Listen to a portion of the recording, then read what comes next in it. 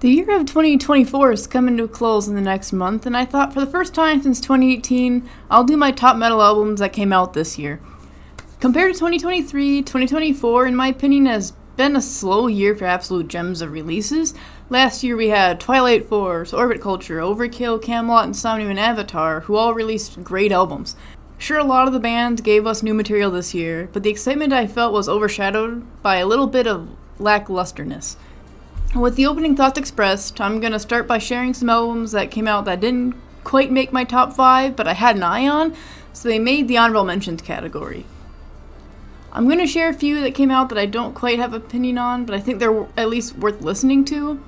Freedom Call, Silver Romance, Hammerfall, Avenge the Fallen. I feel bad doing Hammerfall like this because they used to be one of my favorite bands, but I haven't paid much attention to them since 2016, and their album Built to Last. They always release quality material, so I'm more than willing to give them a shout out. I've heard a few things off the album, and I did enjoy them nonetheless. Dark Tranquility, Endtime Signals. When I listened to it, I had no complaints. I just haven't listened to them enough to form an opinion. Powerwolf, Wake Up the Wicked was a surprise because I didn't even know they released an album until I saw it researching this video. I was on a major Powerwolf binge earlier this year too.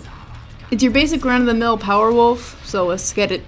Orden Ogan released The Order of Fear in July. Great play on their name, by the way.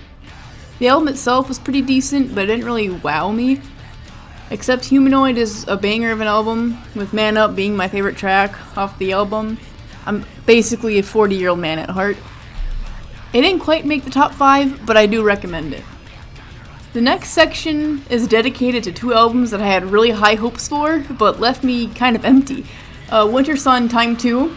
Where do I even begin with this one? The final sequel to Time 1 that had everyone waiting for 12 years. Time 1 and Wintersun are flawless albums that I hold dear to my heart. The 4 seasons I enjoyed too, so this isn't coming from a tourist to Wintersun. If you remove Fields of Sorrow and Ominous Clouds, the album itself is pretty good.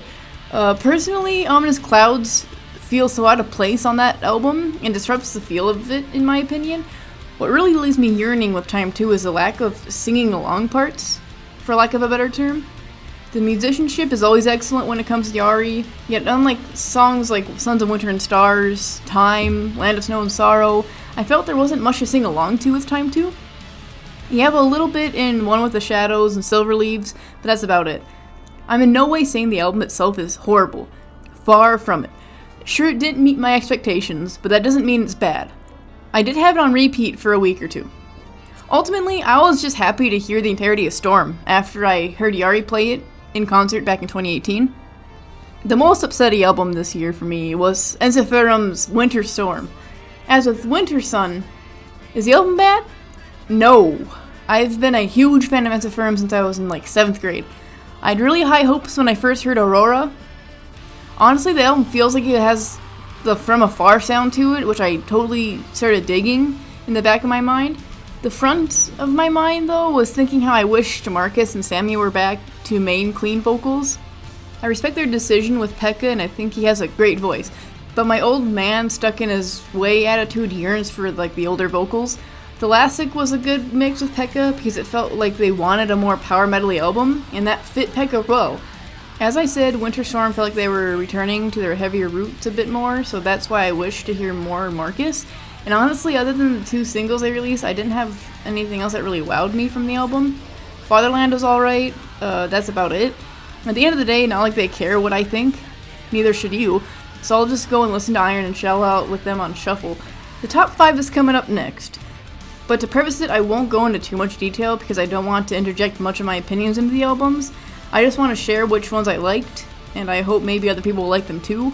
I'm not out to make a whole ass 10-minute review of each album. Short and sweet is how I roll. Pro Xristou by Rotting Christ is starting off in the top 5. I've never been a Rotting Christ fan, but sometime this year I saw their song Like Father Like Son on YouTube, and decided, sure, why not, I'll just click on it and listen to it. And that started me down a path.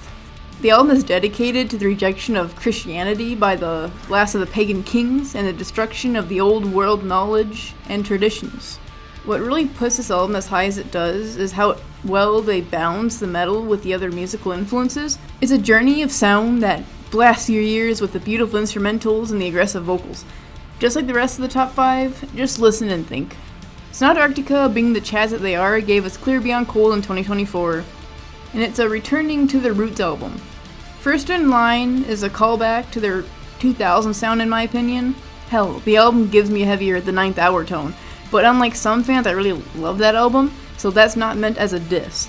Sonata doesn't do anything exceptional on Clear Beyond Cold, but it's an album that you can enjoy front to back. The Dreadcrew of Oddwood is my number 3, and they're a band I just found out about this year, and their gimmick is that they're a pirate metal band with no electrical instruments. I honestly did not think I would like them that much, but these guys have a knack for songwriting. Rust and Glory was the Dreadcrew's contribution to this year, and I thoroughly enjoyed it. It's not the heaviest metal in the world, but their goofy lyrics are pretty awesome.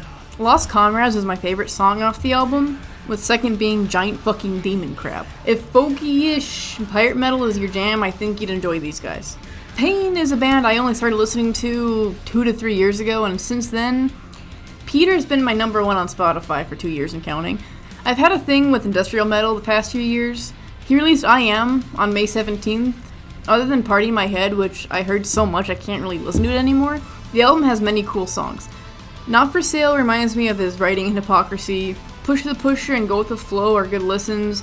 Something about Pain just itches my brain in the right spot, and I'm not exactly sure why. I just dropped by to say you should listen to this album for real for real. My number 1 for this year was Tyr, with their newest album, Ballads.